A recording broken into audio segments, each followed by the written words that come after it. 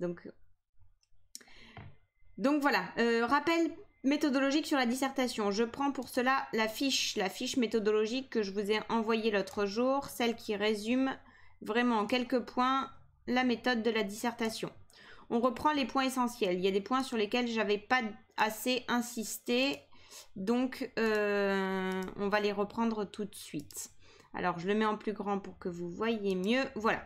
Distinguez bien donc la partie au brouillon et la partie au propre.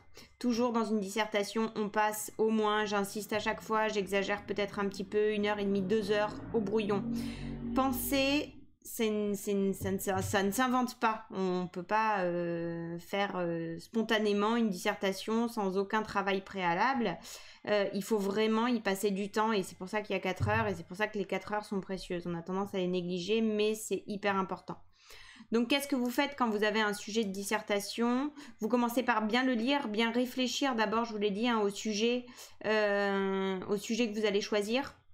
Vous choisissez bien celui qui non seulement vous parle le plus, mais qui vous inspire le plus le jour J. C'est-à-dire vous aurez des références pour certains sujets, mais il y a peut-être certains sujets que vous comprendrez mieux. Vraiment, faites la balance pour trouver celui qui vous correspondra le mieux et sur lequel vous serez plus à l'aise. Une fois que vous avez choisi, vous ne changez plus. On ne change pas au bout d'une heure de sujet. Bonjour tout le monde, je dis bonjour au fur et à mesure, je sais qu'il y en a qui arrivent du cours de SI, ça s'enchaîne pas mal. Donc juste voilà, les rappels.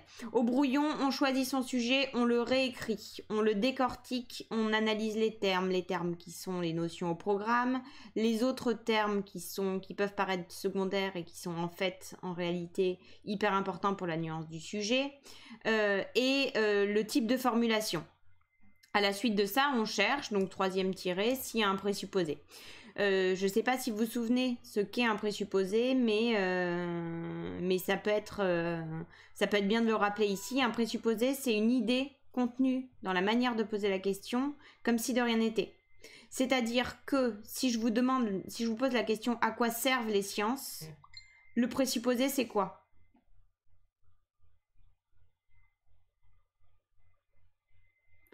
Donc le présupposé pour le sujet « À quoi servent les sciences ?» Qu'est-ce que c'est le présupposé?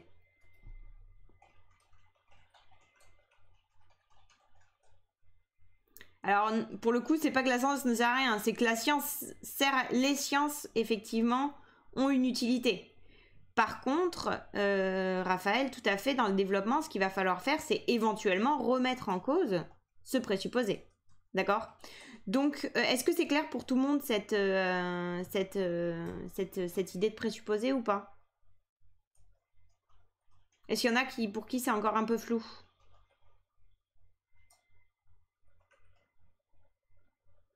Non, c'est bon? Si vous avez des soucis, on pourra y revenir en se confrontant à des exemples.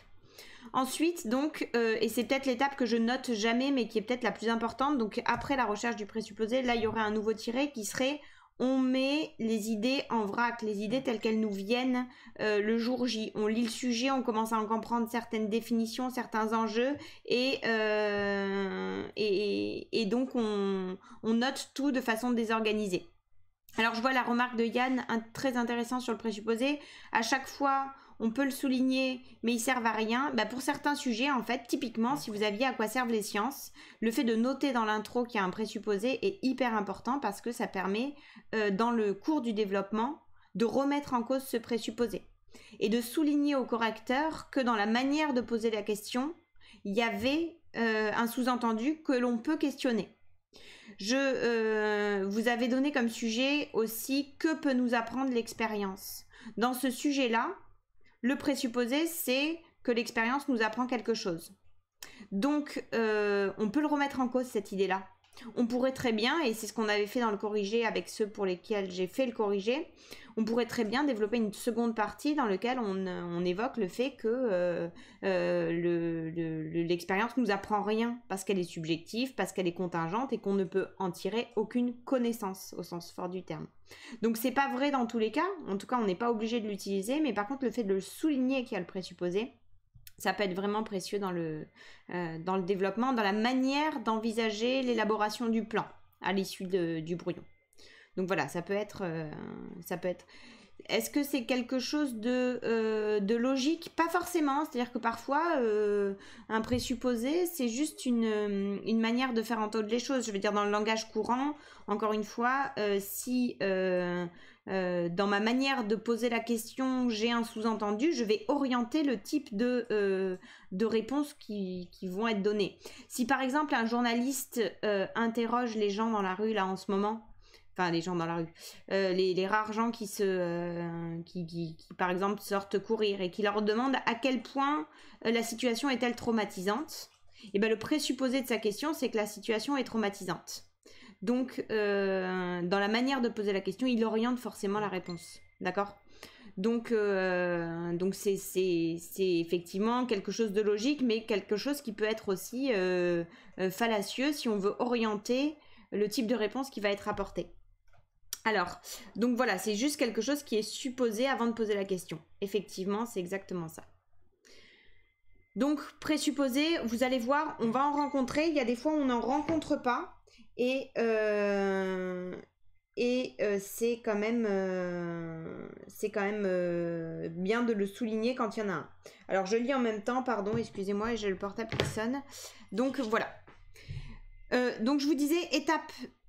suivante, hyper importante, vous notez vos idées en vrac. Ce travail de brouillon préalable, il est hyper précieux. Donc sur tout type de sujet, vous allez avoir plein de types d'idées. Certaines vont être pertinentes, certaines non.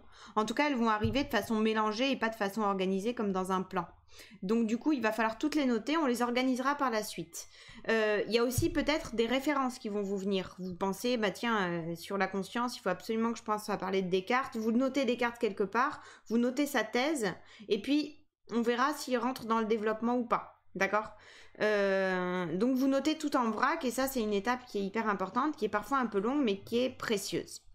Ce qui nous permet de passer à l'étape suivante, sur laquelle on a beaucoup plus insisté, qui est la formulation de la problématique. Maintenant, vous êtes rodés sur la formulation de la problématique, je pense. Je rappelle encore une énième fois que le sujet n'est pas la problématique. La problématique, c'est une super évolution du sujet initial, d'accord?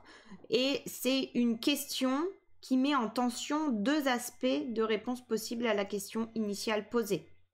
Donc la problématique, elle montre qu'on ne peut pas répondre spontanément par oui ou par non directement à une question de philosophie. Elle montre que vous avez saisi les enjeux du sujet. Par rapport à ça, je vous ai envoyé des liens hier. Je ne sais pas si ça vous est utile. Il faudra que vous me fassiez un retour. Je tente plein de trucs. On va voir au niveau pédagogique ce qui vous est le plus utile. J'ai tenté un nouveau format de vidéo, beaucoup plus court, 7-8 minutes, sur un sujet de disserte avec juste le travail préparatoire au brouillon, formulation de problématiques, élaboration de plans. Pour l'instant, je vous ai envoyé un seul sujet, avons-nous le devoir d'être heureux? J'en ai enregistré 2 autres hier soir, je vous les enverrai tout à l'heure si vous voulez. En tout cas, c'est des sujets que vous pouvez écouter quand vous avez, pour le coup, 10 minutes de libre. Ça peut être pas mal de réfléchir à la méthodo comme ça, que ça devienne un automatisme. En tout cas, vous me ferez vos retours sur ce format-là. À la suite de la problématique, on va envisager l'élaboration du plan en plusieurs parties. Donc, chaque partie, va correspondre à une thèse. La thèse étant une idée, une résolution possible de la problématique. En général, les 2 premières thèses entrent en tension. Il ne s'agit pas de dire oui mais non. Attention, on ne se contredit pas. On instaure juste entre les 2 premières parties une nuance. Et cette nuance, elle peut être parfois assez tranchée. Mais en tout cas, on ne se contredit pas entre les 2 parties, on travaille bien les transitions. Et la 3e partie, c'est toujours celle qui vous pose problème. La 3e partie, c'est celle qui va tenter le dépassement des 2 premières parties. Ensuite, on est toujours au brouillon. On rédige une première intro. Il faut que les étapes, elles soient quasi automatiques. Le document que je suis en train de faire défiler, je vous l'ai envoyé l'autre jour. Je peux vous le renvoyer à l'issue de cette séance-là, il n'y a aucun problème.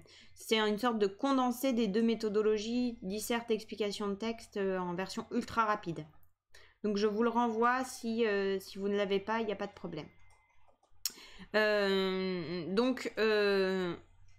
On rédige une intro, avec les étapes centrales. Souvenez-vous que l'accroche, elle n'est pas indispensable. Hein. C'est quand même...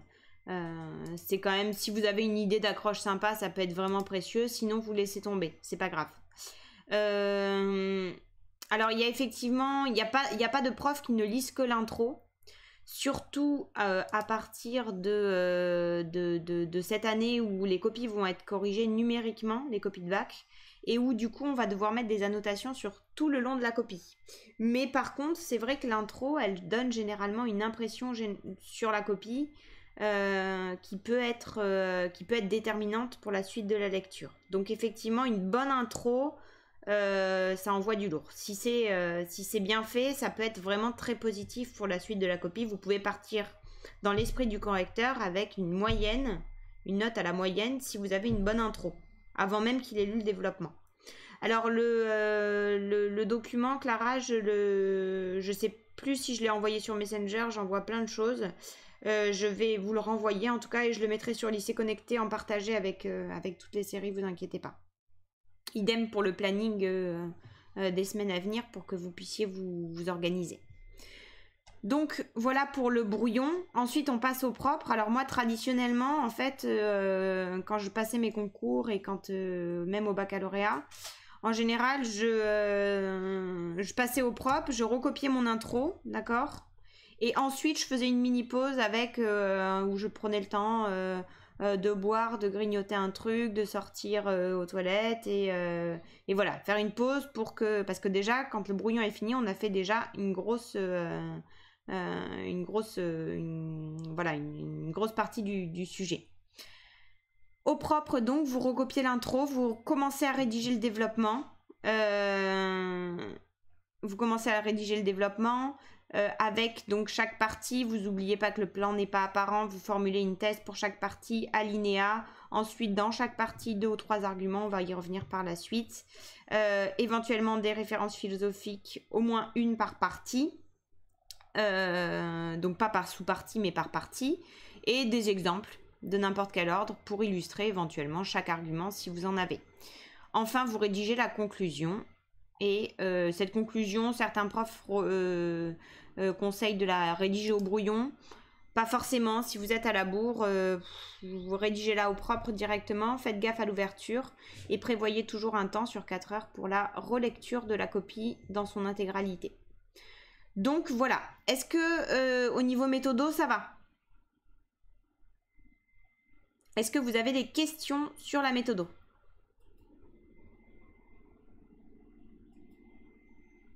Oui, super, très bien. Donc on peut passer... Je conseille combien de temps au brouillon? Je disais sur la dissertation, 1h30, 2 heures au brouillon. Voilà. C'est à mon avis indispensable. Est-ce que c'est obligatoire l'ouverture? Absolument pas. Vous pouvez très bien rappeler le déroulement de votre réflexion en montrant toute la cohérence de ce que vous avez développé et puis terminer en proposant une résolution provisoire de la problématique. Oui, tu peux aller aux toilettes, par contre tu vas louper la question qui va déterminer le sujet qu'on va travailler ensemble, donc tant pis. Donc une phrase d'accroche n'est pas non plus obligatoire, effectivement, au début de l'intro, la phrase d'accroche n'est absolument pas obligatoire, ça fait pas partie des étapes qui sont incontournables. Voilà. Donc, est-ce que vous êtes prêts aux exercices? Est-ce qu'on est obligé de citer des auteurs? Je vois la question. Très bien. Il n'y a pas d'obligation. C'est-à-dire ce qui sera noté en priorité, c'est votre argumentation, votre manière de comprendre le sujet et votre argumentation. Par contre, pour faire vraiment une copie qui sorte du lot, c'est-à-dire une copie pour laquelle vous auriez plus de 14, il faut effectivement développer des références philosophiques. C'est plus que précieux. Ça renforce une copie de façon considérable. Donc les références ne doivent pas remplacer les arguments, mais par contre, elles apportent vraiment quelque chose. Alors, Alors oui, tout à fait, c'est normal Clara, il y a toujours un moment où on a l'impression de décrocher, c'est-à-dire d'être complètement à côté de la plaque. Ce moment-là, il est absolument terrible à surmonter. Moi, je l'ai toujours ressenti dans toutes mes épreuves. Au bout typiquement, c'était fin du grand 1 ou du grand 2. Je doutais complètement et j'avais envie de changer de sujet. C'est le moment où il faut s'accrocher et il faut se confronter justement au lien. C'est-à-dire que si vous sentez que vous vous éloignez du sujet, rédigez une transition où vous rappelez bien ce que vous venez de faire en relisant le sujet initial et donc en faisant le lien explicitement avec ce sujet initial. D'accord? Donc, ce moment, il est normal, il doit être surmonté et il doit vous permettre de faire un point dans la dissertation en rappelant où vous en êtes dans le déroulement de la réflexion. Donc, je vois que effectivement, ce moment de doute, il est connu d'un grand nombre d'entre vous. C'est tout à fait normal. Et dans tout type de concours que vous allez passer, dans tout examen que vous allez passer, vous allez voir, vous allez à un certain moment douter. Ça arrive même parfois, c'est encore plus terrible, à l'oral. Vous êtes en train de parler et vous vous dites ce que je dis, c'est n'importe quoi. Il faut vraiment prendre sur soi et arriver à surmonter le truc parce que c'est absolument terrible. La sensation est très très très désagréable. Je suis tout à fait d'accord. Donc vous inquiétez pas. Par contre, profitez-en pour expliciter le lien avec le sujet donné. D'accord? Donc rassurez-vous, c'est normal, mais faites-en quelque chose de positif pour vous. Voilà. Donc, je vois l'autre question. Les auteurs, les références philosophiques, ce que je vous conseille, c'est d'en développer bien un par partie. Ce sera déjà pas mal, d'accord? Si vous en avez plusieurs par partie, c'est tout bonus. C'est-à-dire qu'effectivement, ça peut enrichir la réflexion. Mais ce que je peux attendre de vous, c'est une référence bien développée par partie.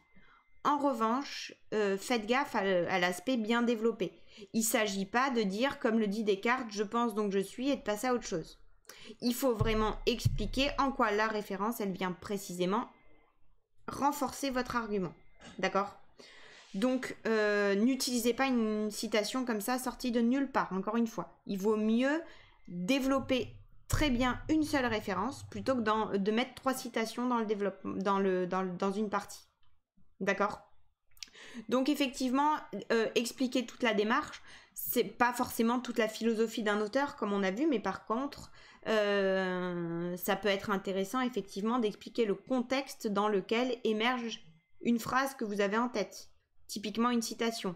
Donc si on reprend l'exemple de Descartes, je pense donc je suis, expliquer son émergence, ça peut être tout à fait intéressant. Sa démarche de doute hyperbolique qui le conduit à chercher ce qui aurait un fondement absolument certain. Et dans cette nuit noire du doute, cette découverte d'une première pierre qui lui permette de construire l'édifice de la connaissance, par exemple. Mais voilà, à voir en fonction des références.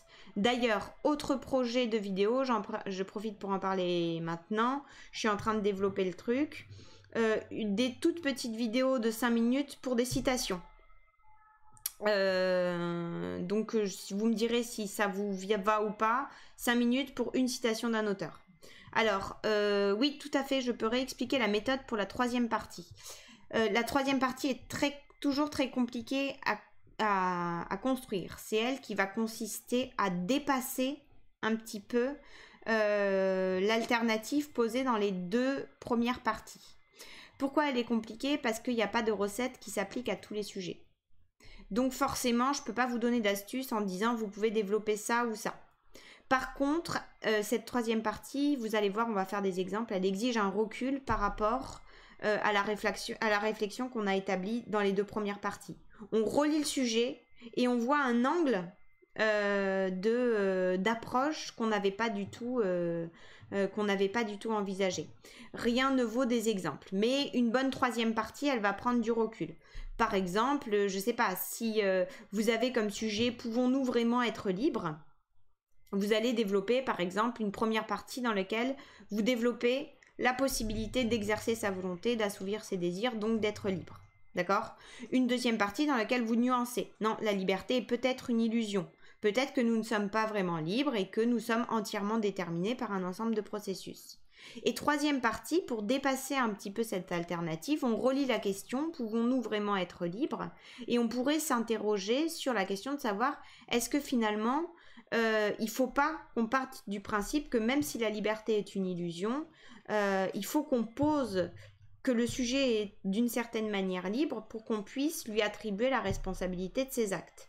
C'est-à-dire, on prend du recul par rapport au sujet et on se dit, est-ce que socialement, le postulat de la liberté, il n'a pas un rôle à jouer sur notre vie sociale, par exemple. Donc, effectivement, toujours cette troisième partie, on va essayer de s'entraîner sur des exemples pour voir un petit peu comment on la trouve. Pensez toujours, à l'issue des deux premières parties, à relire le sujet et voir un angle d'approche que vous n'avez pas encore envisagé. D'accord ? J'espère que c'est assez clair sur cet aspect-là. Évitez absolument la troisième partie que je trouve trop souvent en disserte, qui est soit ça dépend. Donc, est-ce qu'on est libre? Ça dépend. Pourquoi? Parce que cette troisième partie, elle risque tout simplement de répéter ce que vous avez dit précédemment. Soit la troisième partie, ça dépend des sujets, ou oui et non à la fois. D'accord? Ou ni oui ni non. C'est des idées, enfin, c'est des choses qu'on dirait pas dans la vie quotidienne et qui n'auraient pas de sens en matière argumentative. Donc, on évite ce genre de troisième partie. La troisième partie, en série générale, on la considère comme étant nécessaire. C'est-à-dire que si vous faites une disserte en deux parties, vous allez être corrigé évidemment normalement. Mais par contre, les deux parties que vous développez, elles ont intérêt à être d'une qualité exceptionnelle pour compenser l'absence de troisième partie. Donc, je vous conseille effectivement de faire une troisième partie. Effectivement, la troisième partie, on souligne une nouvelle dimension du sujet. Parfait, c'est exactement ça, j'aurais pas pu mieux le dire. Donc, c'est toujours un peu compliqué et c'est là où ça prend du temps de le faire effectivement. D'accord ? Donc, on va s'entraîner sur des sujets maintenant. Si vous êtes d'accord, on va en prendre quelques-uns au pif et des sujets qu'on n'a pas forcément fait en cours. Pour savoir sur quel sujet on va s'entraîner, on va faire un petit jeu. Je vais vous poser une question de cours. Et le premier qui répond, il aura le droit de donner un chiffre entre 1 et 992. Voilà. Alors, je pose la question. J'espère que vous êtes tous au taquet sur vos claviers. Alors, la question est: qui est l'auteur qui a dit « Malheur à qui n'a plus rien à désirer, il perd pour ainsi dire tout ce qu'il possède, on jouit moins de ce qu'on obtient que de ce qu'on espère, et l'on est heureux qu'avant d'être heureux ».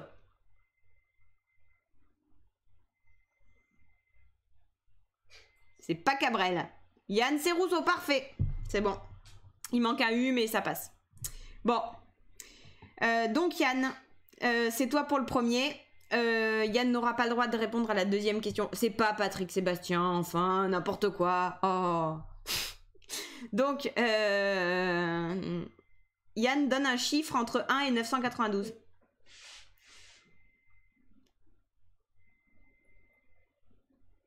Yann, arrête de dire des bêtises, donne un chiffre. 853, très bien. Allez, on va chercher ensemble le sujet. Alors, on va du coup sur un site. 853. Là.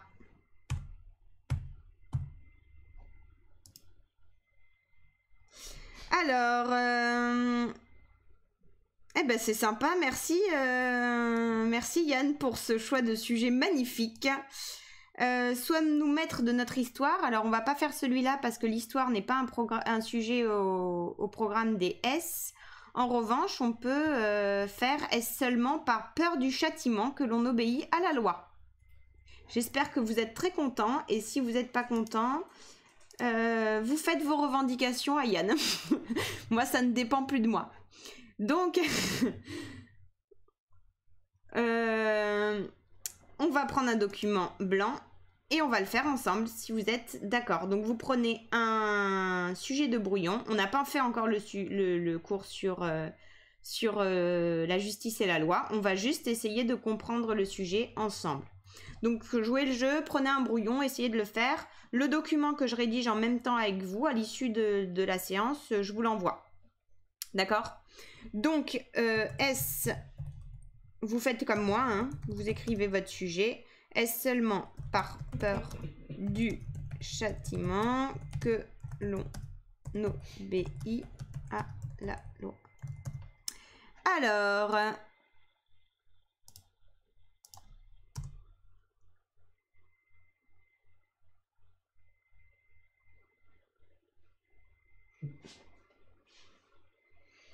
c'est normal que les sujets vous fassent peur. En plus, c'est des sujets sur des thèmes qu'on n'a pas encore fait en cours. Donc voilà, on va faire avec. Mais vous allez voir qu'en fait, vous êtes capable de comprendre tout à fait ce sujet. Donc, première étape, vous êtes d'accord, on analyse le sujet.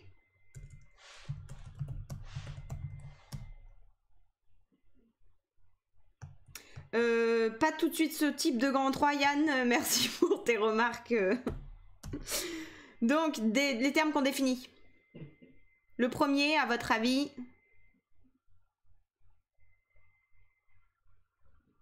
Oui, je pourrais vous envoyer le document, je l'ai dit, il n'y a aucun problème. À l'issue, je vous envoie je le remets en forme et puis je vous l'envoie tout de suite.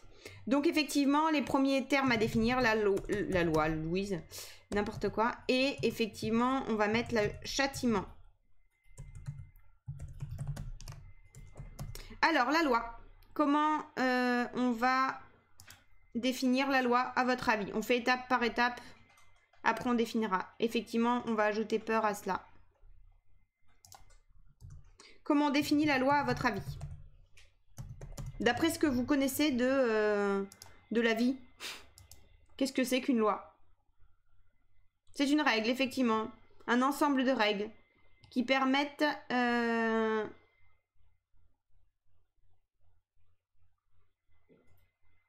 Merci pour le jeu de mots sur loi. Qui permettent quoi dans la société? Qui permettent de diriger, plus précisément, on va mettre d'organiser la société. Alors, je vois règle morale, Nicolas. Est-ce que c'est moral forcément?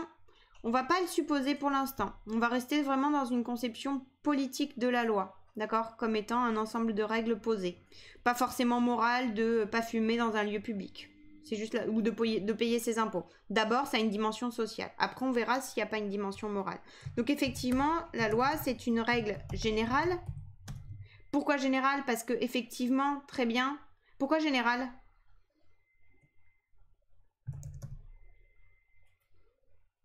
Qui permet. Parfait. Pourquoi cette règle, elle est générale? Ça s'applique à tous, effectivement, de la même façon. Parfait. Ça s'applique au groupe de la même façon. À ce titre-là, la loi, elle est hyper protectrice. Pourquoi? Parce qu'elles permettent, en s'appliquant à tous, de protéger les citoyens. Pourquoi elles permettent de protéger les citoyens? Pourquoi c'est une garantie de la protection, cette généralité de la loi?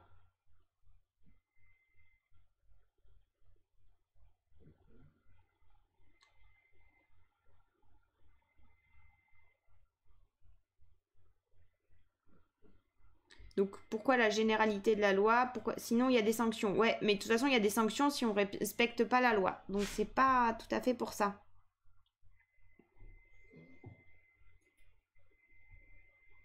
Elle instaure des limites, tout à fait. Elle établit un cadre. Sinon, c'est l'anarchie. Alors, on va voir que l'anarchie, attention au terme, parce que ça a un sens politique précis, l'anarchie. La déclaration des droits de l'homme, ça pourrait être une référence intéressante, mais ça justifie pas pourquoi la loi, elle protège en étant générale. Qu'est-ce qu'elle permet d'éviter? Ouais, on doit les respecter tout à fait pour pas nuire à autrui. Tout le monde doit les respecter. Effectivement, il n'y a pas, donc...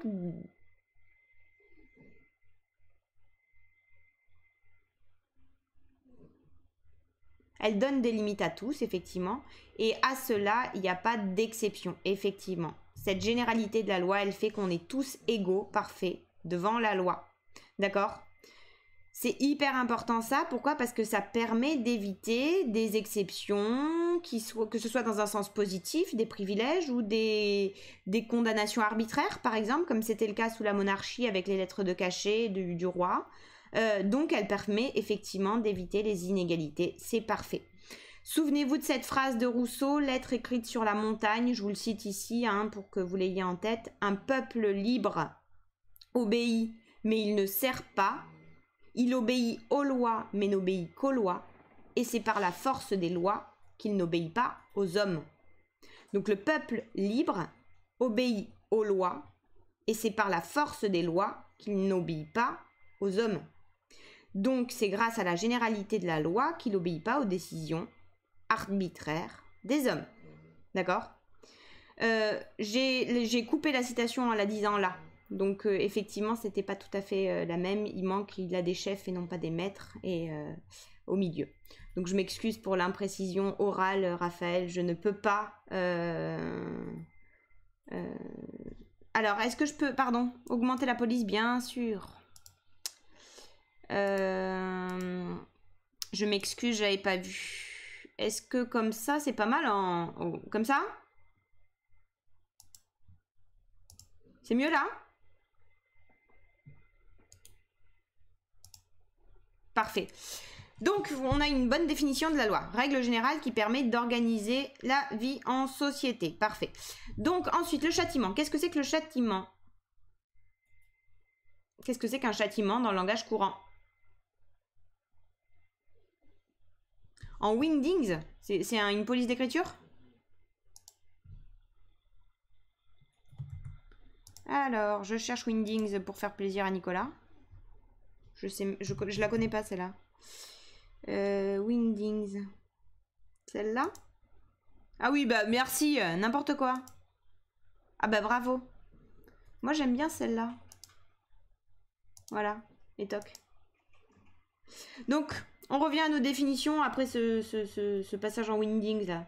Donc effectivement, le châtiment parfait, c'est une punition. Effectivement, une sorte de punition. Pas forcément une malédiction. Et il n'y a pas forcément une origine divine. Mais effectivement, ça vient de quelqu'un de supérieur. Un châtiment, non, c'est pas tout à fait ça. Une punition qui peut mener à la mort. Effectivement, une sanction. Donc châtiment, punition...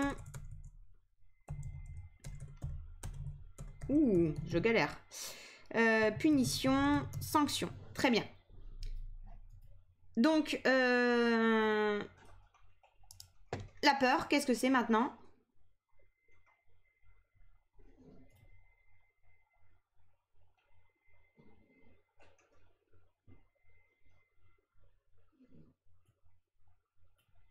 Alors, tout à fait.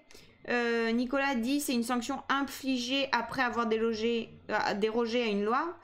C'est tout à fait, ça va être tout à fait la résonance là qu'on va avoir dans ce sujet-là.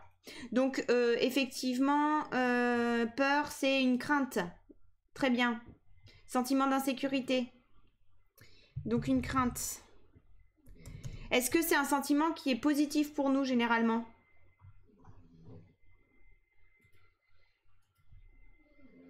Rejet de quelque chose, très bien. Oui, c'est... Alors, en général, ça nous fait plutôt ressentir... Donc, j'ai vu l'expression sortir, sentiment d'impuissance, effectivement. Ouais, négatif, très bien. En général, c'est ce que Spinoza appellerait une passion triste, c'est-à-dire quelque chose qui nous empêche d'agir ou qui nous fait réagir de façon irréfléchie. D'accord ? Donc, on a déjà pas mal de choses sur l'analyse du sujet. D'accord ? Ce qu'il faudrait ajouter peut-être, c'est la définition. Alors, oui, tout à fait, Yann, la peur joue un rôle au niveau de la survie en matière biologique. Par contre, au niveau de ce qu'elle nous provoque, de ce qu'elle provoque en nous, c'est pas quelque chose qui est agréable. D'accord ? Donc, c'est plus au niveau de la sensation elle-même que je demandais plutôt que de l'utilité du sentiment lui-même. Donc, voilà. Ça peut être un lien avec l'instinct de survie, tout à fait.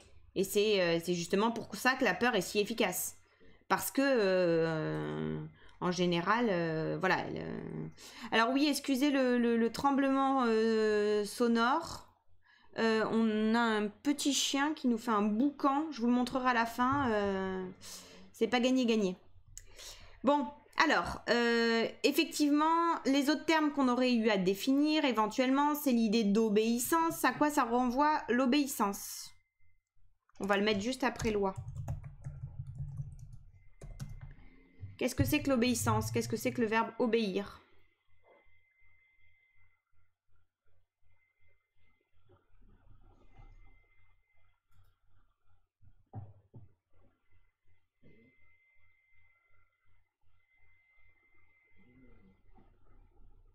Obéir, exécuter des ordres, effectivement. Respecter, tout à fait. Vous voyez que entre les deux, déjà, il y a une nuance. Quand on est obligé de faire quelque chose, effectivement. Donc, il y a l'idée de suivre des règles. Donc, on va mettre suivre des règles. Se soumettre. Exécuter un ordre. Ou encore, vous aviez dit respecter, ce qui est très intéressant. Donc, obéir, pardon, c'est pas le nom, c'est le verbe. Obéir, suivre des règles, tout ça. Très bien. Donc, vous avez plein d'éléments, c'est hyper bien. Est-ce que dans ce sujet, il y a un présupposé ?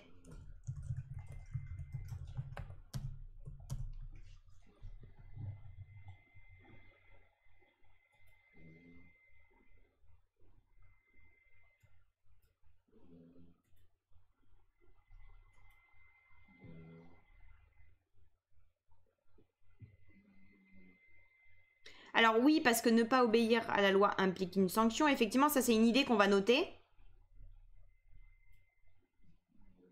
Sous-entendu, il n'y a pas que le châtiment. Alors, on s'approche. Le présupposé, il faut... Voilà, c'est là où il faut qu'on travaille ensemble. Cela montre qu'il n'y a pas que le châtiment.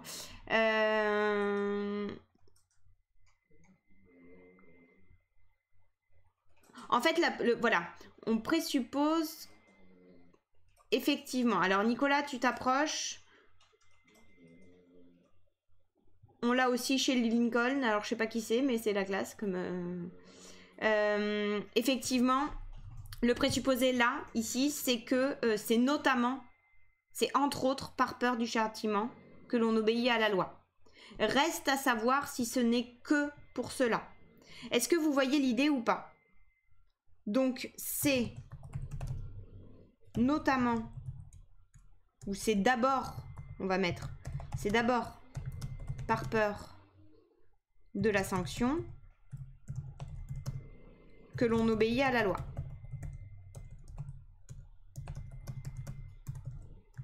Reste à savoir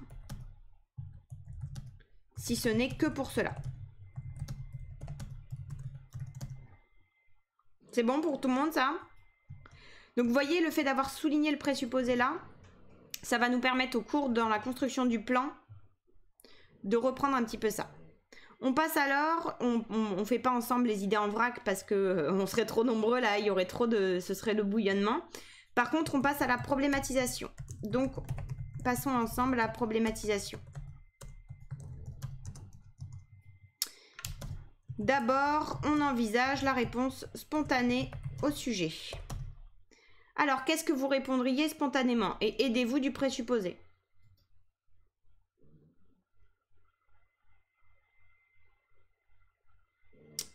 J'en ai déjà parlé du présupposé en cours. Oui, j'en ai déjà parlé.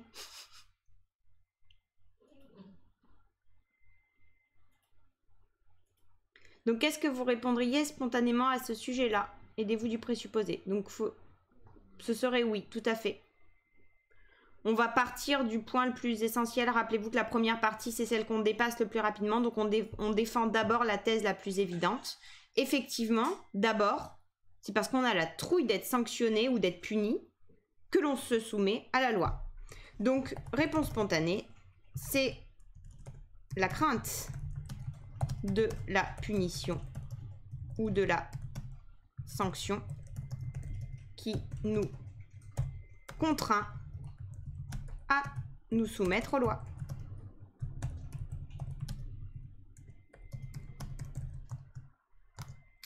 Cependant,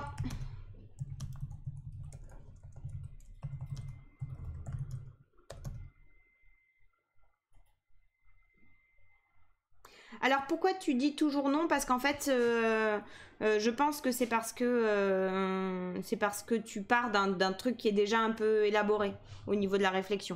Il faut vraiment, en fait, jouer un jeu quand on réfléchit. La réponse spontanée, c'est celle qu'on va le plus rapidement surmonter. Donc c'est vraiment une thèse qu'on va tenter de défendre, mais qu'on va surmonter rapidement. Donc voilà, il faut peut-être inverser le truc. Alors, une idée de problématique directe. Désobéir à la loi mène toujours à une sanction. Ne peut-on pas reconnaître que le respect de ces lois nécessite une dimension morale? Ah, ça peut être intéressant, Clara. Tu ajoutes la dimension morale qui peut être... qui va intervenir forcément. Ah, limite. Très intéressant. Cependant...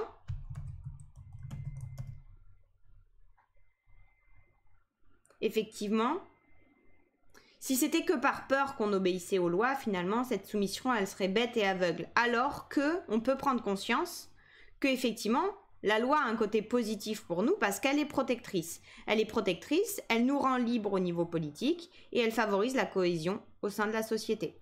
Cependant, nous pouvons reconnaître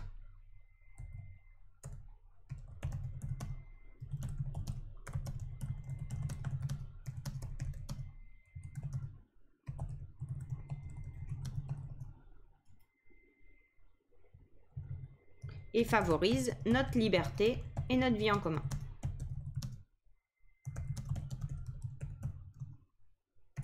Donc à partir de là, on formule une problématique, on articule les deux, vous l'avez, alors que, première réponse, ne doit-on pas aussi reconnaître que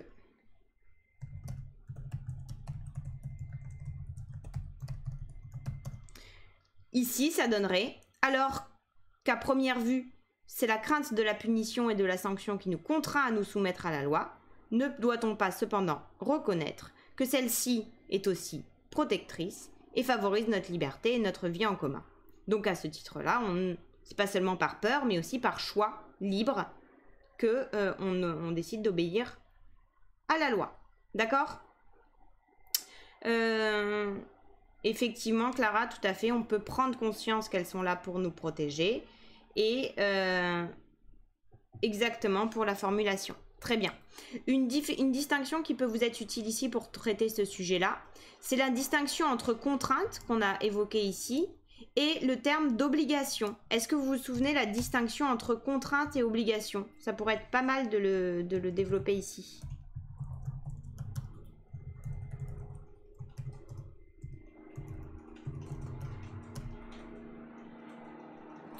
Donc, distinction entre contrainte et obligation.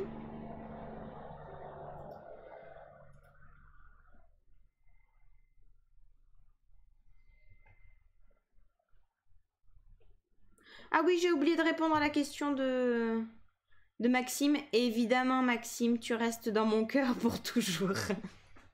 Tu vas faire... voilà. J'ai un grand cœur, hein, mais quand même une place privilégiée. Donc, la contrainte, elle vient de l'extérieur. L'obligation, elle est posée par le sujet lui-même. Parfait. Donc, vous voyez la distinction. Premier aspect, réponse spontanée, c'est par contrainte que l'on obéit à la loi. Deuxième aspect, on peut s'y obliger. Est-ce que vous avez la distinction entre les deux? Donc, la contrainte vient de l'extérieur. Donc, c'est bien par peur d'être sanctionné qu'on obéit à la loi. Alors que l'obligation, c'est nous qui nous l'imposons parce qu'on a conscience qu'au niveau social ou au niveau moral, ça peut être utile de. Et donc, du coup, on se l'impose à soi-même. On est donc libre de s'obliger. D'accord ? Est-ce que c'est clair pour tout le monde, cette distinction hyper précieuse, contrainte-obligation, qui peut... Pas trop compris la distinction, je reprends. La contrainte, c'est quelque chose qui vient s'imposer à nous de l'extérieur. Donc c'est par contrainte que j'obéis à la loi si je ne le fais que parce que j'ai peur d'être sanctionné par une force de police, par exemple. D'accord ?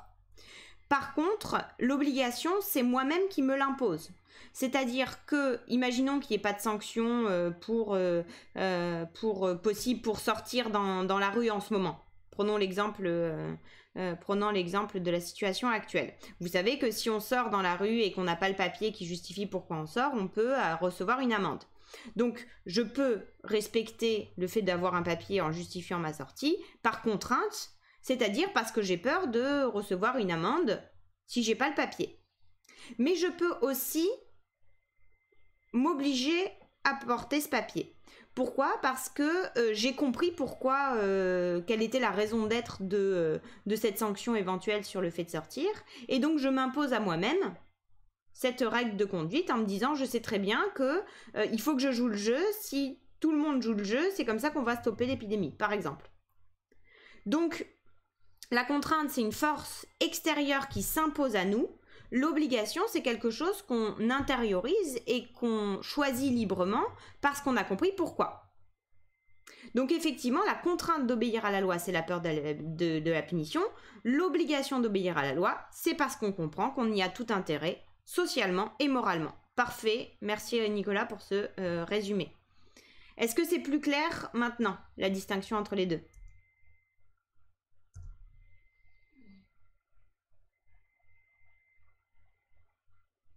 Parfait. Bon, non, mais c'est indispensable qu'on s'arrête là-dessus hein, quand il le faut. Donc, est-ce que vous voulez qu'on fasse le plan ou pas? Alors, l'actualité est parfaite pour ce sujet. L'actualité est parfaite pour beaucoup de sujets. Vous allez voir que ce qu'on est en train de vivre socialement, philosophiquement, psychologiquement, sociologiquement, c'est hyper riche. Donc, on fait l'élaboration du plan ensemble? Allez, go. Allez, grand 3. Élaboration.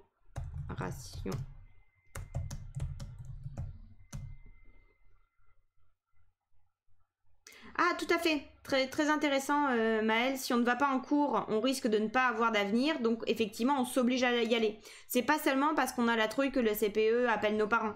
C'est aussi parce qu'on comprend pourquoi on le fait. Donc, très, très bien. Parfait. Donc, élaboration du plan. Très bien. Grand 1, on a dit qu'on développait que c'était par la seule crainte d'être puni que l'on se soumet à la contrainte de la loi. Grand 2, cependant, alors,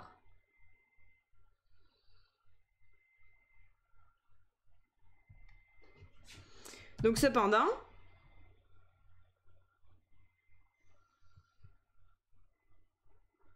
ben Louis, qu'est-ce que tu fais ici? Fais pas partie de mes élèves. Bon, elle a le droit, allez, on ouvre le truc. Je sais pas qui y a, de toute façon, sur ce live, tant pis. Donc, cependant...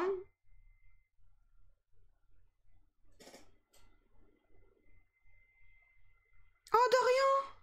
Trop bien. Non, mais qu'est-ce que c'est que ce truc? Il y a tout le monde. C'est...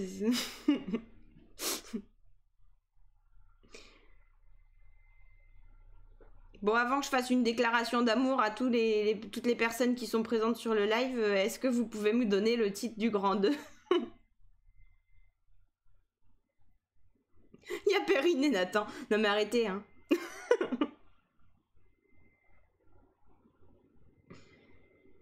Il y a des TL aussi, mais qu'est-ce que c'est?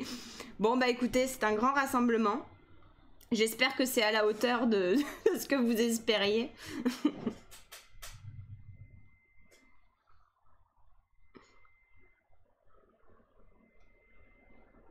Mais les TL sont bienvenus aussi, allez. C'est pas grave, on fait pas d'exclusion, on fait pas de discrimination, nous. Donc par contre, on finit ce plan quand même, hein. Cependant,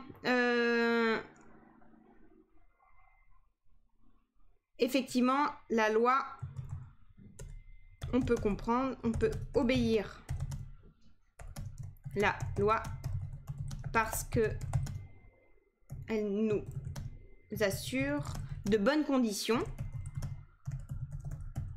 dans la vie en commun. Effectivement. Et grand 3.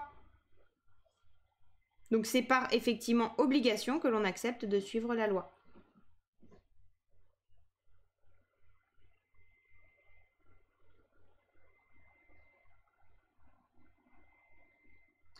Qu'est-ce qu'on pourrait développer en grand 3 dont on n'a pas encore parlé?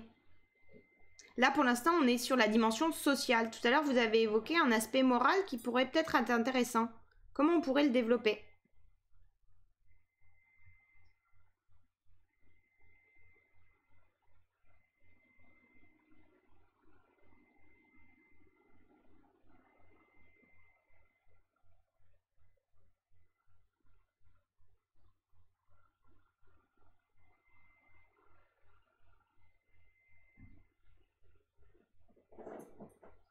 Ah, ça pourrait être intéressant de nuancer. Idée intéressante de Nicolas.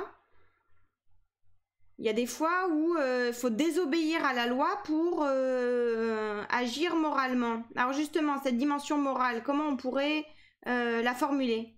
Très bien.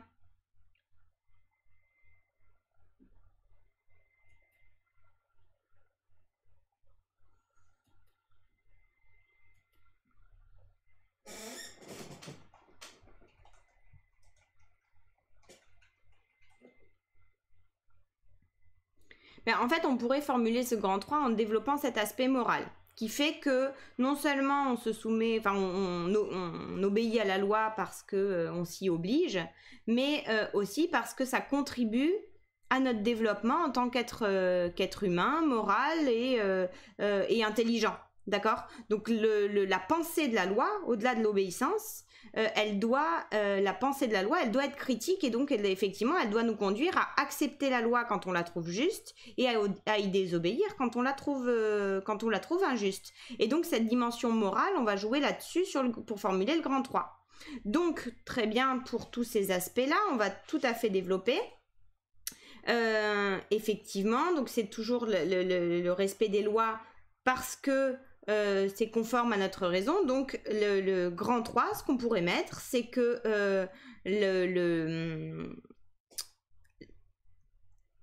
nous pouvons exercer un jugement critique moral sur la loi afin d'y obéir par choix lorsqu'elle est juste et d'y désobéir lorsqu'elle ne l'est pas.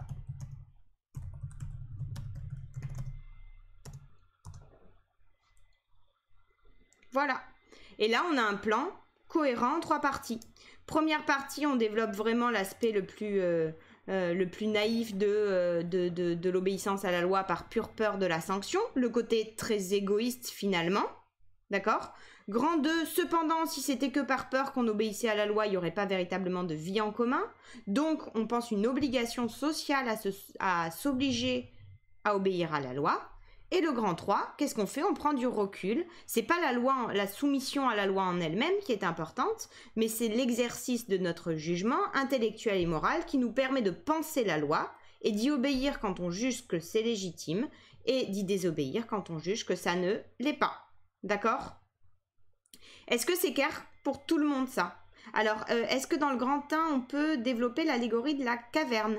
Pourquoi pas développer l'allégorie de la caverne? Alors, dans ce cas-là, la référence n'est pas c'est pas la plus évidente. Par contre, ce qui est intéressant, c'est effectivement de développer ce concept de peur de l'autonomie qui apparaît dans l'allégorie de la caverne et qui nous pousse à nous soumettre aux puissants sans recul critique. Donc effectivement, on pourrait très bien le convoquer, mais il faudrait le justifier. C'est quand même très dur de trouver le grand 3, tout à fait. C'est assez compliqué. Donc du coup, est-ce que vous avez des questions sur ce sujet-là? Je pensais qu'on aurait le temps d'en faire plusieurs. Je vois qu'il est déjà l'heure, 17h. On va peut-être pas en faire un autre. Vous voyez juste par rapport à ce sujet que... alors c'est une sorte de conclusion aussi. Oui, tout à fait. En tout cas, c'est une thèse qui est plus forte et qu'on a envie de défendre. Alors, on va peut-être pas faire un autre sujet. Par contre, vous me direz si, cette forme-là de live, elle vous convient pour travailler, elle vous aide à réfléchir. Et juste une petite remarque sur le sujet qu'on a traité. C'est un sujet qu'on n'a pas encore vu en cours et vous avez été capable d'avoir des idées hyper pertinentes, y compris pour le grand 3, pour le traiter. Donc, ça vous permet de vous montrer que vous êtes quand même très bien, que vous êtes très bien prêt pour traiter tout type de sujet au bac, y compris ceux qu'on n'a pas fait en cours encore. Donc franchement, parfait. Alors si ça vous convient comme format, ce qu'on peut faire, c'est que la semaine prochaine, on se refait une session avec pareil un sujet au pif, hein, tant qu'à faire. On reprend un sujet au pif et on réfléchit ensemble. Et franchement, vous êtes tous au taquet. Je vous adore. Hein. Vous êtes absolument géniaux. Que faire? Bon, je vous ai promis que je vous montrais le petit chien avant le week-end. Vous voulez le voir, le petit chien? Viens là. Viens vite. Allez, viens. Allez, viens. Viens dire bonjour. Allez.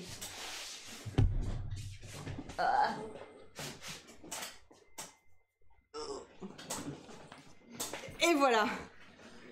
Voilà la bestiole responsable de tous les ronflements.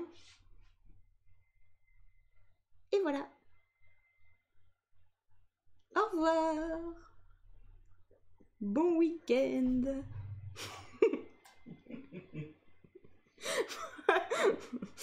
Bon. Écoutez, je vous dis bon week-end. On se refait un petit live méthodo la semaine prochaine.